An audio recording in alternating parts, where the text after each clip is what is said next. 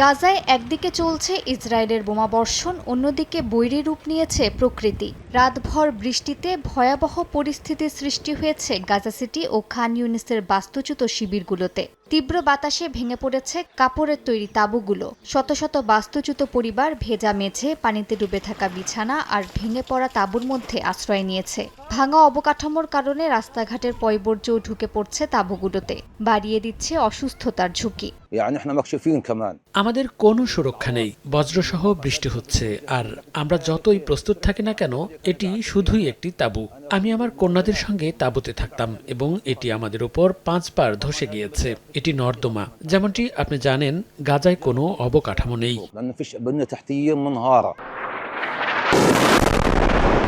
এর মধ্যেই গাজা জুড়ে অব্যাহত রয়েছে ইসরায়েলি বাহিনীর আগ্রাসন। স্থানীয় সময় বৃহস্পতিবারও গাজা ও পশ্চিম তীরে দখলদারদের হামলায় বেশ কয়েকজন ফিলিস্তিনি হতাহত হয়েছেন। এদিকে উপত্যকা জুড়ে তীব্র হয়েছে খাবার পানির সংকট। আল জাজিরার এক প্রতিবেদন অনুযায়ী উপত্যকার বহু এলাকায় এখন পানির একমাত্র উৎস পানি বহনকারী ট্রাক। খালি পাত্র হাতে এসব ট্রাকের সামনে ঘন্টার পর ঘন্টা অপেক্ষা করছেন হাজার হাজার ফিলিস্তিনি।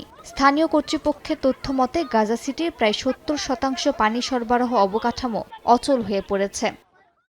যুক্তরাষ্ট্রের গাজা শান্তি পরিষদের বিস্তারিত পরিকল্পনা নিয়ে একটি প্রতিবেদন প্রকাশ করেছে আল জাজিরা। পরিষদের মহাপরিচালক নিকোলাই মালদেনোভের প্রস্তাবে 8 মাসে ধাপে ধাপে হামাস সহ গাজার অন্যান্য সশস্ত্র গোষ্ঠীর নিরস্ত্রীকরণের পরিকল্পনা তুলে ধরা হয়েছে। এই প্রক্রিয়ায় অস্ত্র সমর্পণের বিনিময়ে ইসরায়েল গাজায় পুনর্গঠনের উপকরণ প্রবেশ, মানবিক সহায়তা বৃদ্ধির অনুমতি দেবে। সেই সঙ্গে প্রশাসন একটি জাতীয় কমিটির হাতে তুলে দেওয়ার কথা বলা হয়েছে। জাতিসংঘ নিরাপত্তা পরিষদে মালদেনোভ জানান, নিরস্ত্রীকরণ ও সেনা প্রত্যাহার সমান্তরালে এগোবে। 16 থেকে 60 দিনের মধ্যে ভারী অস্ত্র সরানো হবে এবং 90 দিনের মধ্যে টানেল নেটওয়ার্ক ধ্বংসের লক্ষ্য নির্ধারণ করা হয়েছে। 3 মাস পর শর্ত পূরণ হলে ইসরায়েলি বাহিনী ধীরে ধীরে গাজার সীমানায় সরে যাবে।